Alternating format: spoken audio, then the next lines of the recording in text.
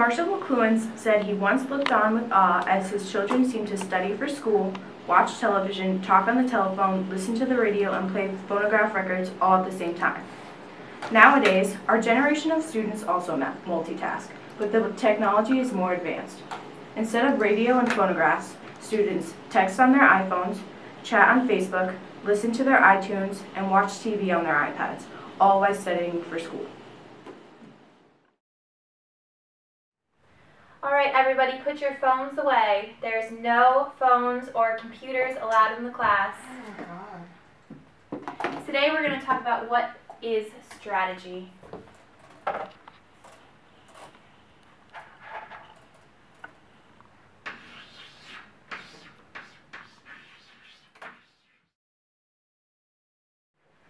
As McLuhan suspected, the new generation was bound to sit baffled and bored in classrooms run by print-bound teachers.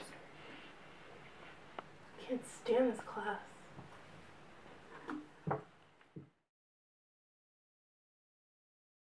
Students are not the only ones that sense the need for a change. Let's talk to a professor here on campus and see how he attempts to modernize his lectures. I talk a lot. I believe in lectures and stories and seeing people face to face. So in that sense it's traditional, but in another sense it's very non-traditional in that I'm more interested in trying to get the students to use what they learn and not just to give them something to think about, but I want to give them something to think with. I don't want to just inform somebody. I want to give them something that's sort of transformative. Oh, the oral part of it is very traditional, but sort of the intent is not so traditional. You know, I have a class of 320 people, and I'll say, just ask a question, disagree with me, tell me you don't agree with something, say something's bullshit, and I'll go, okay, well, let's talk about it. I know that there's a lot of social media out there, but I'm a little skeptical of it.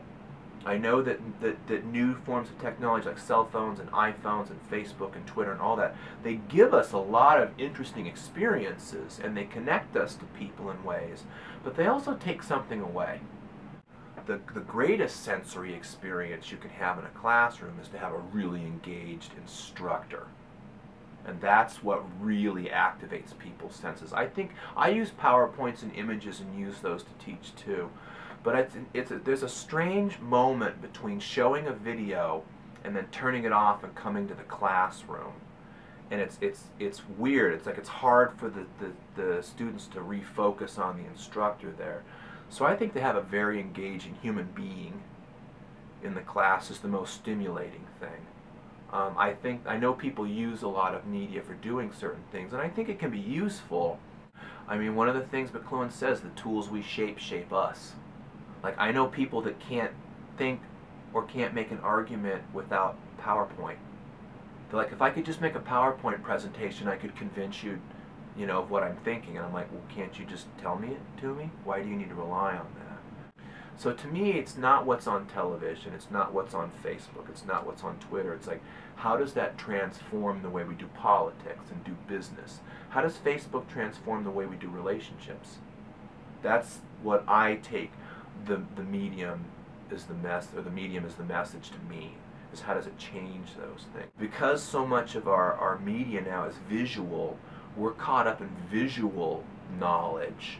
In fact, if you look at textbooks, like the illustrations in textbooks have increased like 300% in the last 50 years. So we use graphs and illustrations to convey certain things, but there's some kinds of knowledge that won't work with. You know, so maybe that's why you get philosophers on YouTube explaining their thing, where you had the guy that gave the last lecture, remember the guy had cancer and he gave the really, you have to have someone tell that story. You can't put that in a graph. You know, so that's one way that media is going to change things. So it gives us stuff, but it takes away something too. It's like, that's sort of my concern, like, what do cell phones take away? You know, what does having Wi-Fi and laptops and being able to do your work 24/7 anywhere on the globe, what does that take away? Mortensen proves a valid point. Classrooms need to become more interactive in order to captivate the attention of today's students. While he believes in captivating his students through engaging discussions, other teachers are beginning to integrate technology into their classrooms. My friend Andy is taking a political science class this semester, and every student in her class was given an iPad. Let's Skype her and see how she feels about the use of technology in her classroom. Hi Andy, have you noticed any benefits of using iPads in your classroom? So I have noticed a ton of benefits from using the iPad in class. I think it makes the class a lot more interactive, and I know that personally I feel much more engaged in class compared to other ones where I haven't used the iPad before. So for example, if we have a speaker in class or if we're watching a video, what we've done is we have a Facebook group for the class, and we are able to post on it during class our comments, questions, anything like that. Another thing we do is there is an app we use to take surveys. So if the professor brings up a question in class and wants our opinion, we'll take the survey and kind of compare results. So I thought that's made class a lot more interesting. And other things, we just will look up articles. We have a ton of apps that are used in the class. My iPad's full of apps that he told us to download, and then we are also able to download some of our own. So I've thought that it's really made class a lot more interesting, and I've really enjoyed it. That's so cool, but wouldn't that be distracting? I can see why people would think it would be distracting in class, but from my experience, the professor has kept us so engaged with it and so, doing things that pertain to the class that we're so busy with it the whole time that there's not really time to go on your Facebook or your Twitter or check your email. So for me personally, and I think the rest of my class would agree, it hasn't been distracting. More than anything, it's just been really engaging and it's made things really interesting. In today's world, outside of school, our five senses are working overtime. We're always connected with others through the use of technology, and we're constantly bombarded with advertisements and various other stimulants.